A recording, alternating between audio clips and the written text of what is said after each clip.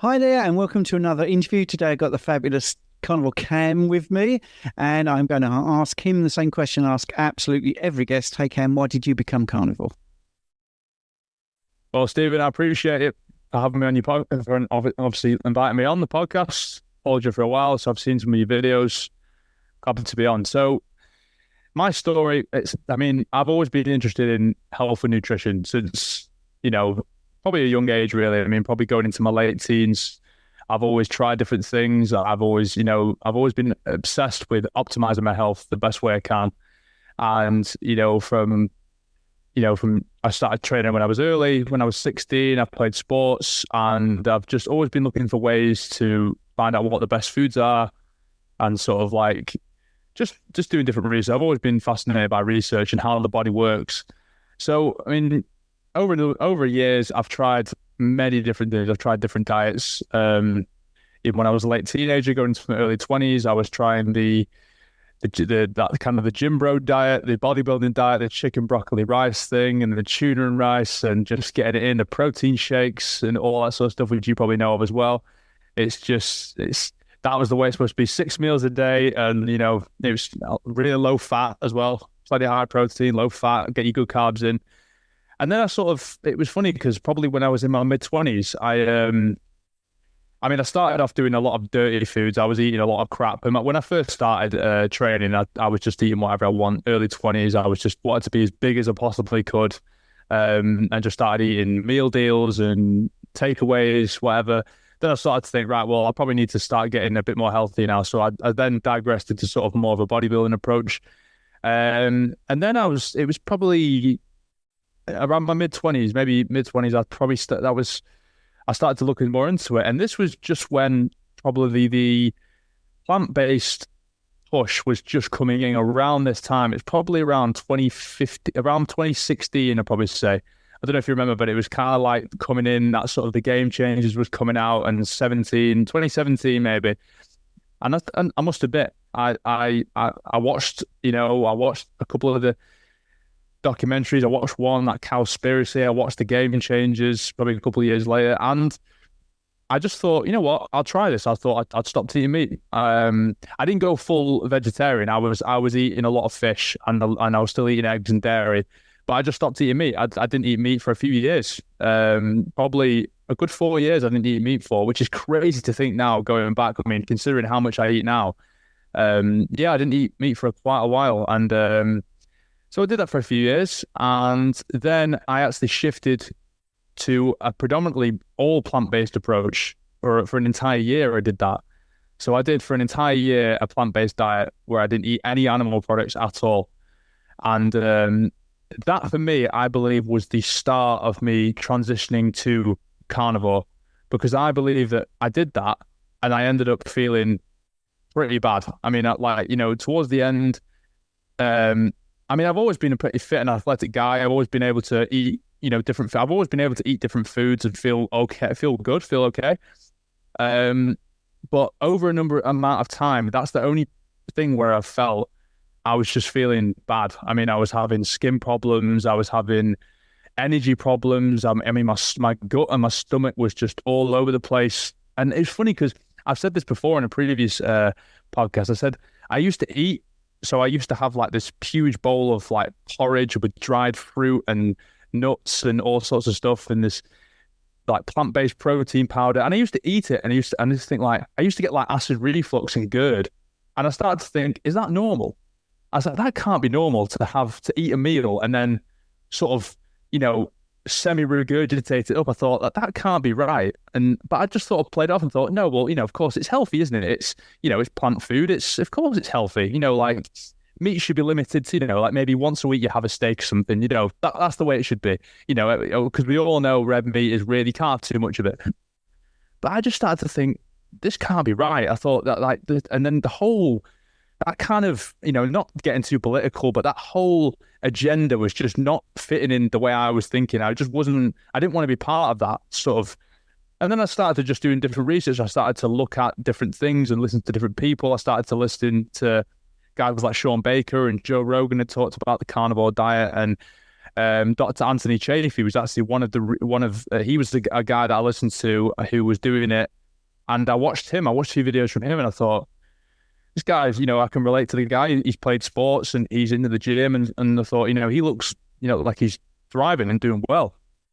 So I thought, after going back to eating meat, because by the way, when I went back to eating meat, I just went straight back. I didn't think about it. My body was craving it. I just knew I had to go back and just eat. Like, honestly, I remember it was like a roast dinner that I had. My first meal back with me was just obviously, English, like, a roast dinner, and it was amazing. Getting, tasting the beef again. It's like my body was just craving it.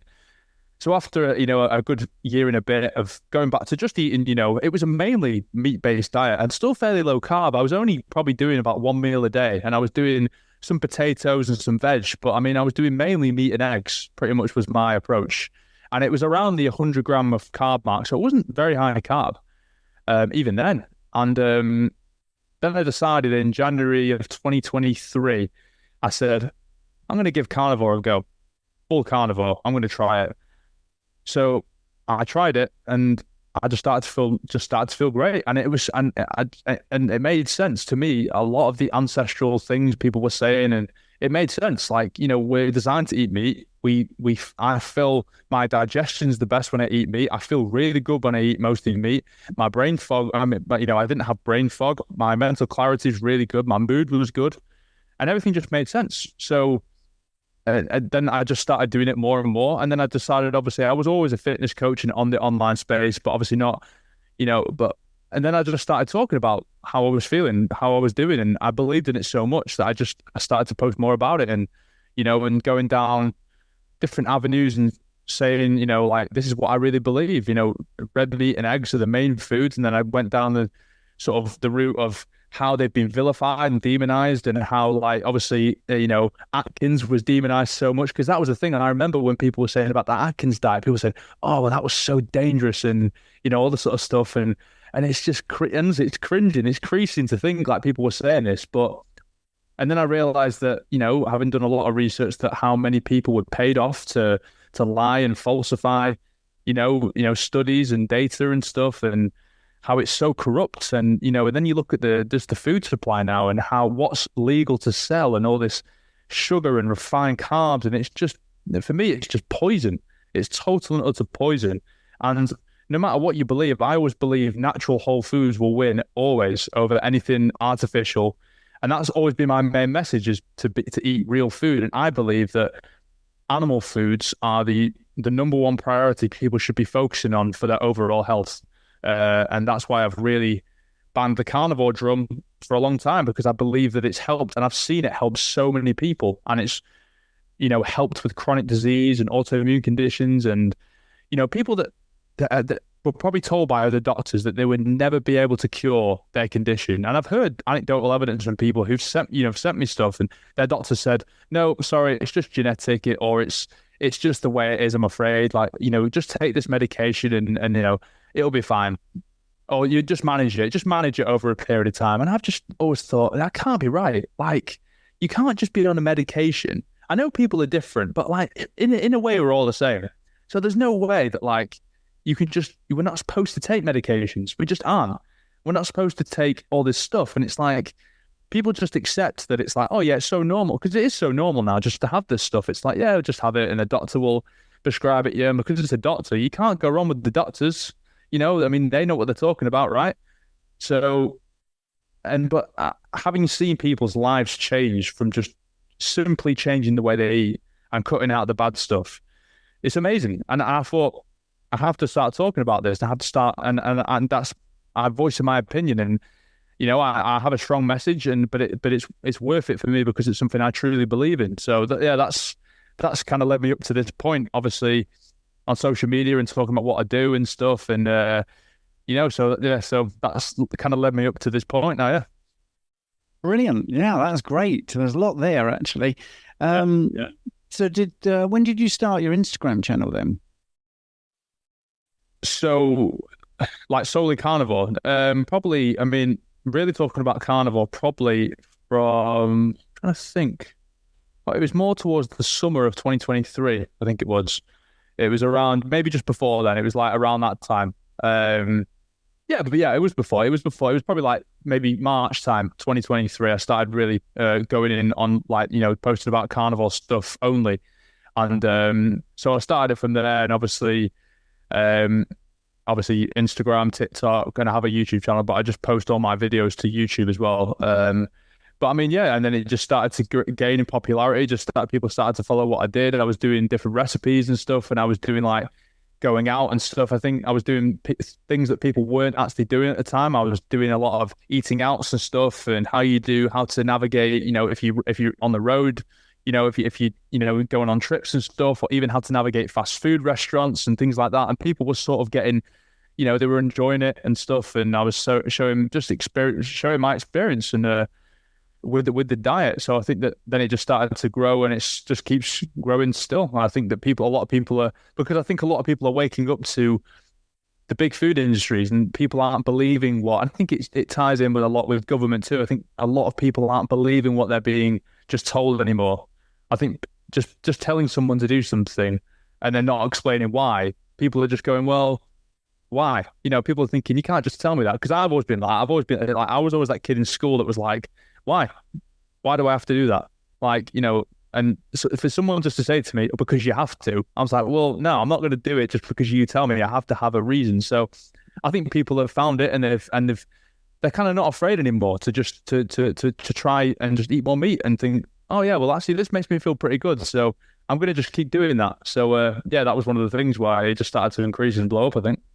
Yeah, I think you're right there. And a lot of the message, a lot of the propaganda, all of a sudden is so ridiculous. They've really pushed their luck, because you can't say that Fruit Loops or sort of crunching up cornflakes is better than steak. That's just absolutely ridiculous. And I think people see through it.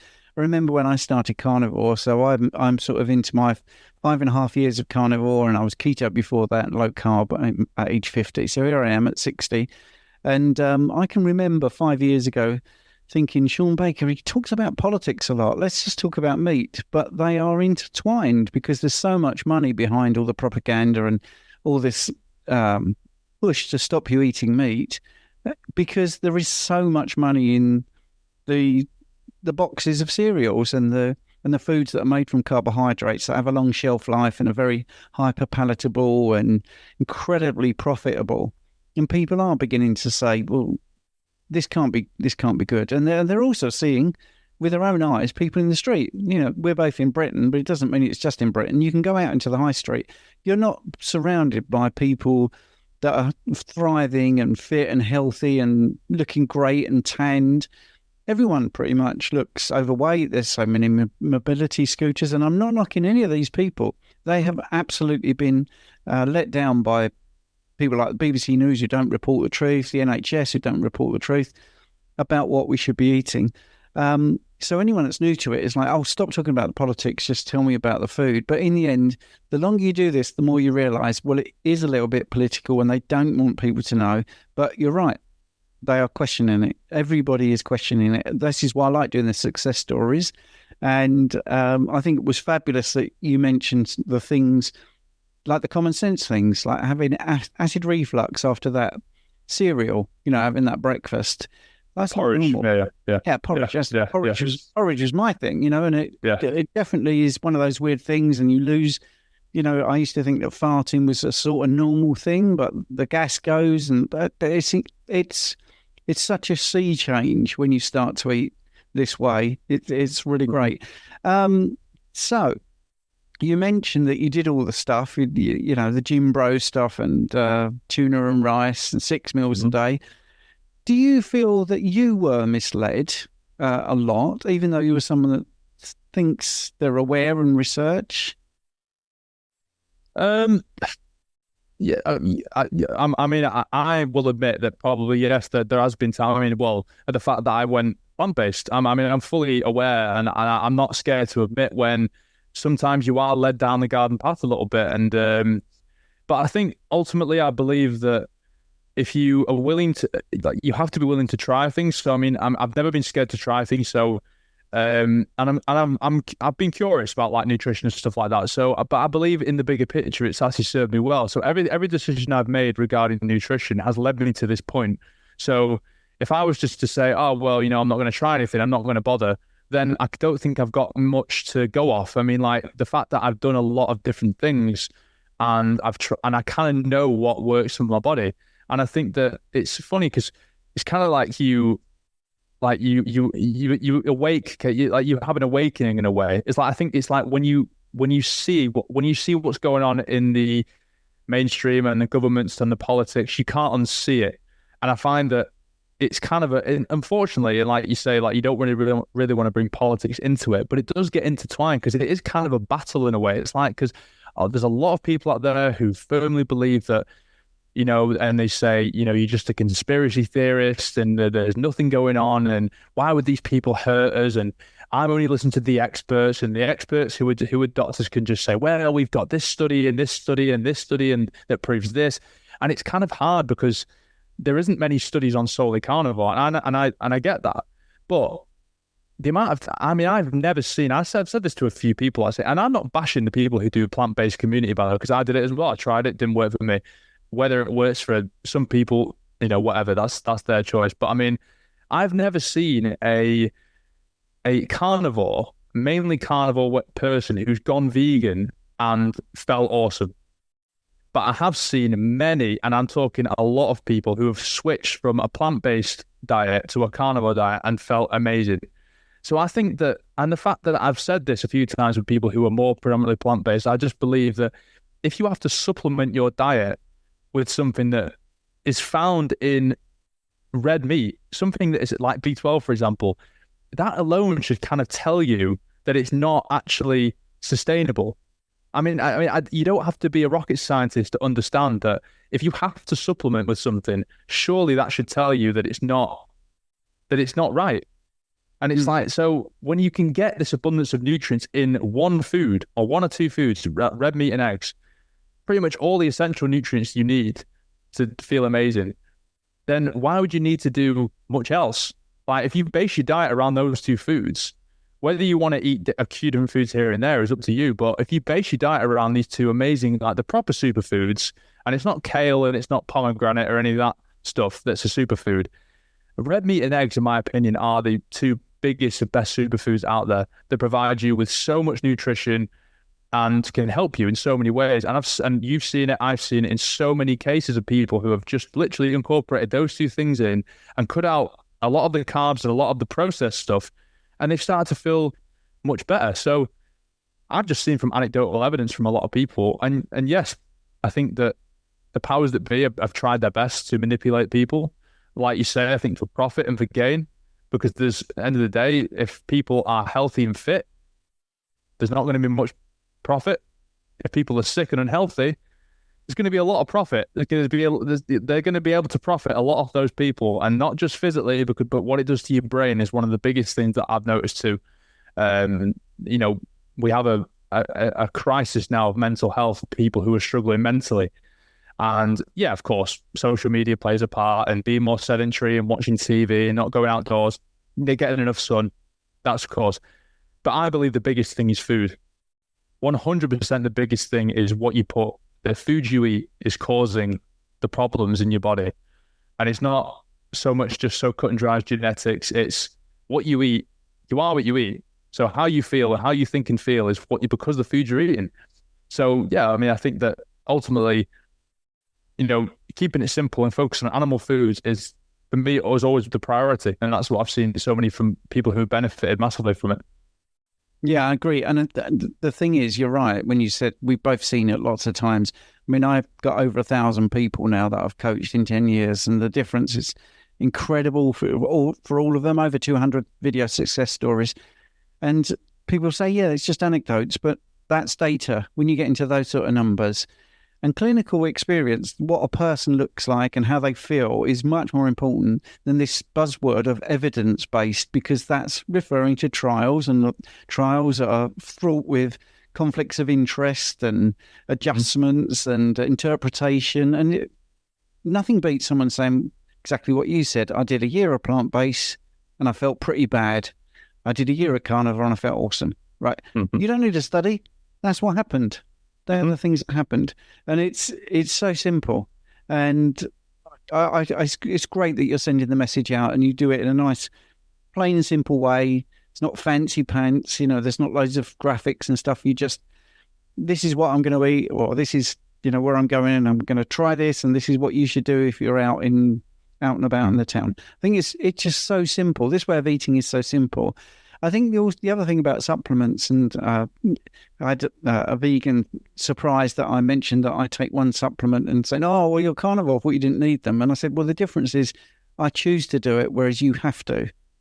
I am biohacking. You have to take vitamin B12. That's a fact.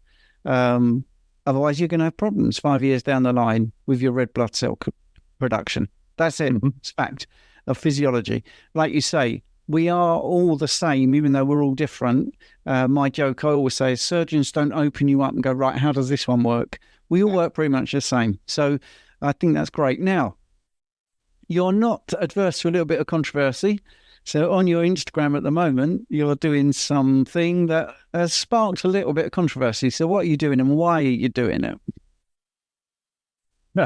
Yeah, it has caused a bit of controversy, I'm not gonna lie. So recently, recently I started introducing some different foods back in. I introduced some fruit, a bit of honey, and that was pretty much it. I mean, I've always I've drank raw milk and I've had raw dairy before, so I've always been touting that anyway. But I've introduced some fruit and honey back in, and it was mainly out of experimentation and curiosity.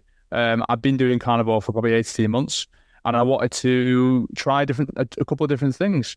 And it's funny that, I mean, it was only small amounts of fruit, a little bit in the morning before training, and a little bit of honey, and it seems to have got everyone really talking and really going and saying, "Oh well, look at this, and look what he's adding back in." Well, it's like, well, calm it a little bit. This is just, as I'm saying, it's just an experiment just to see what's going on. I do absolutely love carnivore, 100% fully carnivore, felt great on it. But I mean, I think I've always been that person that likes to try things out. I think that I'm a person that likes to do that, just to see how my body responds more than anything, just to see what's going on. Because I like to think I'm so in tune with my own body now. I like to try things and see what happens, just to see, if anything happens, anything negative, anything positive. I want to see what goes on. So yeah, I've been doing that for a little bit. More so just more keeping it around the times I train, and seeing what the benefits are, if there is any benefits, because a lot of people talk about that, about the carbs before training or around training and whatever. So I've been trying that out and seeing what's going on. So, but yeah, it sort of coincided with obviously getting my blood work done, which is also why probably a lot of people are putting two together, because a lot of people are saying that I'm introducing some things back in because of a certain blood work or a certain blood work marker that we're probably going to talk about. But that was not the case. It was more just like I just wanted to see what was going on after a certain amount of time, X amount of time, a year and a half, pretty much to the day of strict carnivore, more strict. I wanted to see what was just test a few things out. That's what I wanted to do. Yeah, and the thing is, I mean, I suppose the biggest proponent of fruit and honey is Paul Saladino, and when he started to do it, he proved one of my comments completely correct, because as a specialist practitioner in obesity and diabetes, my big worry is for some people that it will trigger sugar cravings and it's not great for diabetics. You're not unaware of that, are you? I mean, you know that, you're an intelligent person. And I think the fact you're just experimenting is great, because why not? Why not? Just do a bit of biohacking. You might add it back in and feel fabulous. You might add it back in and end up on the Paul Saladino route, where you need more and more carbs, and it might come back to hit you in 5 years' time. But the thing is, if you don't experiment, you don't know. If you're missing those foods, or it does improve your training, then you wouldn't have known that if you didn't experiment. So I think we all need to keep our eyes and ears open. I'm not anti anything. People want to try something. As I said to you before we started recording, someone adds in avocados and they feel even better, then, more power to your elbow. But I think you alluded your blood work and said we might talk about it. So what's the thing in your bloods that you want to talk about? Well, it was. So I got a couple of, a blood lipid panel taken. So I I got my cholesterol checked, HDL, LDL, and all this sort of stuff. And of course, like, it was high. And of course, for a lot of people freaked out about that, probably because it's saying very high cholesterol. I wasn't obviously concerned about that because I think cholesterol is vital for optimal health. And I don't think it's just as cut and dry as having high cholesterol is bad. My triglycerides were ridiculously low. They were low. So for me, that's a good thing. That shows, considering that all I eat is pretty much protein and fat and tons of fat, you would think that the full of fat's going to be clogging my arteries when it wasn't. So like, that's the thing. So I would show that. But then obviously my HbA1c was the thing that caused quite a bit of a controversy because, and there's been a few people talking about it and a few doctors and health experts have come up and said, quoted a few things out, mainstream ones. And it was slightly elevated. It was about 5.7. And obviously, when I got my markers checked, it said it was still in a high. It was in the normal range. It was still in a high normal range. But a lot of people have come out and said that's more of a pre-diabetic range. But I mean, as I said before, from the research I've done and listening to guys like you as well, it's not just as cut and dry as having a high HbA1c means that is totally bad, and you can only look at that, and that's it. So I like, from doing a lot of research, I kind of obviously wanted to sort of speak to you about it as well, and obviously get your input on it and knowing how you feel about it, about the red blood cells living longer. And it's actually, it can be seen on people on carnivore. It has been shown before, and it's not as cut and dry as just having a high HbA1c is the be all and end all. That's terrible. Look at what this diet has done. I just don't believe that. Yeah, I mean, I did message you about it as well, and it's a calculation, and this is the thing. People have heard this before from me, and I've been banging on about this for a long time because I've got over a decade of doing private bloods, and it is, very different in the carnivore space because we're different. The way we eat is different. Those normal ranges, in inverted commas, are based on people that eat 40 to 65% carbohydrates. Then they're not optimal. So we're looking at the normal ranges firstly in a wrong environment because we are eating no carbohydrates or very low carbohydrates. So the metabolism of both bodies very different if you're carnivore or if you're plant-based. So very different. And the HbA1c is based on an assumption. So it's taking other measurements and then assuming that your red blood cells live a particular time. Now, when I trained as a phlebotomist, I remember being told that if you see an HbA1c that's very low, and it seems to be an anomaly because the person's blood glucose is normal, their insulin is normal, C-peptide is normal, then we have to ignore the HbA1c if they're hemolytic anemic because their red blood cells are dying too soon. So what would you say to somebody that's got a continual glucose monitor and great bloods, fasted glucose looks good, insulin looks good, C-peptide looks good, but their HbA1c is a bit high? Well, is it because their red blood cells are living longer? And of course, that is provable because you can do a reticulocyte count, and many of the people that I coach do just that. And we can categorically prove there's other couple of measurements, MCV and RDW, which is how the red blood cells look. They're getting on a bit, they're a bit long. So those two measurements are a little bit higher, which is sort of an old and gnarly red blood cell because it's been around the block a few times. But the reticulocyte count is nailed on. If it's low, it just shows that the production from the bone marrow of red blood cells has slowed down. What does that tell you? Well, that tells you that your red blood cells are living longer. It's really that simple. I think Dr. Paul Mason might be somebody who talks about it, Ben Bickman as well. So it's not me, just some guy on the internet. Like I say, I've got the decade of doing these labs and looking at people in this way of eating.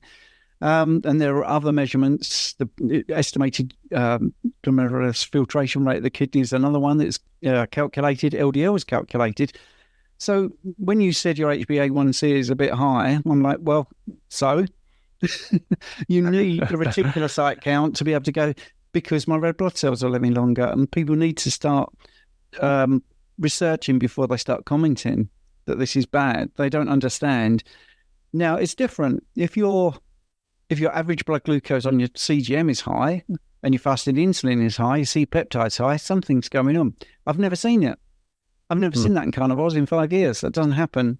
So, I've got on my little high horse there. But this is the thing. people will comment without all the knowledge, without all the pieces in front of them. I think that's the worst thing. I'm really open-minded. If, like I said to you, if someone came on and said, I'm eating avocados and I feel great, if I had 100 people say that, I'd be like, right, okay, what's in avocados that really helps a carnivore? I'm not into this. If you're carnivore, you can't eat things that aren't animals, because do you know what? You couldn't drink water. You couldn't have salt. They're not animals. All right. Mm. So an egg really technically isn't really an animal. And, so I feel these sort of labels are really annoying. I take my hat off to you for doing the experiments and being public about it. I personally don't think these things will be beneficial long term, because I don't think carbohydrates help, but I'm happy to be proven wrong, because there's not many people, and this is where I'm a bit disappointed with Paul Saladino, but stay predominantly carnivore and add a little bit seasonally and local. Let's say that might be a really good experiment. Seasonal local fruits added into carnivore, will that be better for you or worse? Because I honestly think if you were a hunter-gatherer and you were out and you saw a blueberry bush or a blackberry bush or something, I think you'd eat it. Sorry, I just think you would, because you're gathering food, you're trying to hunt animals, which is obviously better use of your time and nutrients, and you're going to get more bang for your buck. But yeah, if there's a tree of fruit there, and this is the other thing, many people have got a Disney view of what the world used to be like, full of trees with oranges and bananas and stuff like that. If you're put anywhere on the planet Earth that's very green, you wouldn't be able to eat much of those things without being really worried, because most of them would be dangerous to you. Oranges didn't even exist on the planet 500 years ago. Most of the fruit that we eat now is nothing like it used to look. So that's my little rant there. Normally, I don't talk much, Cameron, but I think you wanted me to, didn't you? Yeah, I mean, it was good. It's good insight to obviously understand from you, someone who knows exactly what they're talking about. I think, and like you say, I think it's not as cut and dry. I think it's so now. It's just like it's so normal now just to say, oh well, it's clear. Like look at this.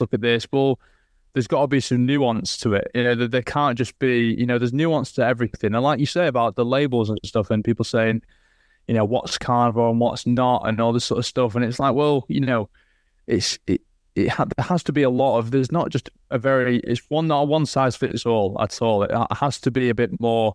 You have to look at other metrics, other numbers, and understand what's going on. And like you say, anecdotal evidence. If someone's feeling awesome and everything looks good, but they might have a slightly elevated HbA1c, are they just going to abandon that and go, oh no, well maybe I got it all wrong, and I'm just going to go back to eating the way I used to eat just to get. But then you might do your bloods again, and then you might get a low HbA1c, and the doctor might say, oh, you cracked it. But then you might think, oh, but now I'm not sleeping great. I've got brain fog. I've got inflammation, and I just don't feel as good. And that's the thing. And honestly, when I say I'm not concerned, people get mad, because when I say I'm not concerned, they go, how can you not be concerned? I'm like, well, I'm just not. I know how I feel. So if I was feeling terrible and I was feeling like and things were not good, then I'd be like, right, well, something needs to be happening here. But this is why I never get concerned. And I think that rubs people the wrong way, because they're thinking, oh, well, but I've seen it with tons of people who have messaged me saying, Cam, I've got high cholesterol. I said, well, how do you feel? Great. Well, there you go. Like, you've answered your own question. You know what I mean? Like, you feel awesome. Like, why are you so concerned? You know what I mean? Like, these things have never been the main problem, and they never have. And you should be able to tell how you feel. What you eat determines how you feel. So if you're feeling great, and just because something might look a bit strange on a blood work panel, then but it's one thing. It might be one thing or two. It's like, is it really that? If it's something that seriously needs addressing, you're really concerned, yeah, you could look into it. But I mean, it's not something. It's just so cut and dry, and like, yeah, that's definitely the reason, and you need to stop this because this is what's going to hurt you. And it's good, of course, you're going to get all the people who say, or, it's like, they just say, oh, well, now you might not realize it, but in a few years, you feel great now, but it's like, what will it be doing to you? Well, there's been people doing this a lot longer than me. There's been people doing it like yourself, 5+ years, 10, 20+ years, who are still feeling pretty good and still haven't had the need to eat anything else, really. And that's just what they feel great on. So that's the thing. I mean, it's not. What I'm saying is it's certainly not as straightforward as that. And I'm glad you cleared that up as well. Good, thank you. Yeah, and I mean, I do a weekly live question and answer in a small community that I do with my co-host Richard Smith, and somebody had heard me say that I'd had somebody send me the bloods, and literally they were textbook perfect. And she booked a coaching session. She said, I want you to go through my blood. So I went through the bloods. I said, literally, I can skim through this because everything's in range, right? Slap bang in the middle. How do you feel? And she went, awful. Right. So that's really common. People can have perfect bloods and feel awful. And then, so I was recounting this story, and somebody in the comments said, so what would you rather have? Feeling really great and bad numbers, or feeling really bad with good numbers? And I said, you need to reframe it, because if you're feeling really good and you've allegedly got bad numbers, I question who says they're bad. Mm-hmm. Because obviously for you, they're not, because you're thriving. And I had a fantastic client, and I don't want to bore you too much with me because we're talking to you, but we need to running out of time, but I think you'll like this. They came to me and they said, I am subclinical with my TSH, my thyroid stimulating hormone. And they're really worried, like you just said. And they're telling me I should be worried. And I said, well, how long have you got readings for? 4 years, he said. 4 years. And the range was 0.4 to 4 for TSH. And it was all under that quite considerably. It was like 0.3, 0.27, all this sort of stuff. And I said, well, what's the function of TSH? And he said, well, to produce T4 primarily. And I went, yeah, well, let's have a look at your T4. And the range was 10 to 20. And his T4 was 15, 16, 15, 14, 15, all throughout this 4-year period. It was absolutely perfect. And I said to him, right, this is perfect. Can I tell everybody about this and show people this? Because if you were the first person on earth to ever do this blood test, and we were trying to work out from this blood test, what is the perfect TSH? Because your T4 is in the perfect range, your TSH is perfect. You would be the range. And anyone above that would be out of range. So that's how we should start thinking. Do you know what? We're told stuff and we just accept it. You said it before we came on air, and we shouldn't. We should question it. So you do an experiment, absolutely fine with me. I think it's really interesting. If you get any other anomalies on your blood, I'm quite happy to come on and go, let's put this in context. Let's look at the questions. Who says it's high? What does that actually mean? And, take it from there. But anyway, Cam, did you want to finish with anything? Well, no, I just wanted to, it's been a great conversation, man. And I think that it's great to hear from guys like you, like I say, who have got a background in this, have been doing it a long time. That's why I wanted to talk to you and stuff and get your input on things. And it's interesting, like just discussing it. Then it's like it's not just as simple as this is the range and that's it, be all and end all, done. Like it's definitely not. And this is why I don't get concerned about these things, because I think outside the box, and I'm aware that these things are not just because I'm also aware how the mainstream works and how a lot of the mainstream medical advice works, and how there can be a lot of vested interest in there. And I think that ultimately there's not much profit made, like I said before, off healthy people. I think if everyone was healthy, there would be not much need for medications and these ranges to occur. I don't think these ranges, this is the thing, who makes these ranges up? And who says they're good, who says they're bad? So is it, and this is the thing. So I think people have to take a bit of nuance to that and realize that if ultimately for me, it's all about how you feel. If you're feeling awesome, feeling amazing, everything's working well, then what have you got to worry about? What have you got to fear? So that should be the ultimate first test should always be, how are you functioning? How's your energy, sleep, mood? Are you just everything? I mean, how are you everything? So how are you all feeling in general? Inflammation, are you having any flare-ups, any skin problems, anything like that? All these things have such a massive impact, and you should be able to judge. I've always believed that if everything's working well, why stop? Yeah, of course you can add things in if you want to, but I mean, then if you add something in and it doesn't work, then then that thing is not working for me, and that's the thing. and it ain't working. It's not working. It's not working. I'm going to take it out. But don't be concerned about people who say you have to eat vegetables, you have to eat, loads of carbs. You have to have this. You have to have that X amount of whatever. Because there's no such thing. There's no such thing as just a set amount, because there's so many people who do carnivore, who follow a much more stricter carnivore approach. You've only got to look at Michaela and Jordan Peterson, who have changed their lives and stuff, and so many people who just focus on the very strict stuff. Do people have to do it long term? Probably not, but they know exactly. I think having a base of animal foods in the diet, building around that, seeing how you feel is the ultimate way to, in my opinion, the ultimate way to live. Because I think these foods are what makes people thrive long term. Thank you so much for listening to my podcast. I hope you enjoyed it. Your support means the absolute world to me. And if you're enjoying this show, I've got a small favour to ask you.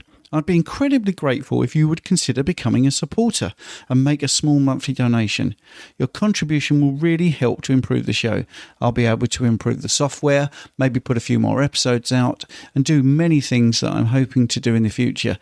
Do them a lot quicker. So, it's a small monthly contribution. You can cancel at any time, and the link is in the show notes. Thanks very much for listening.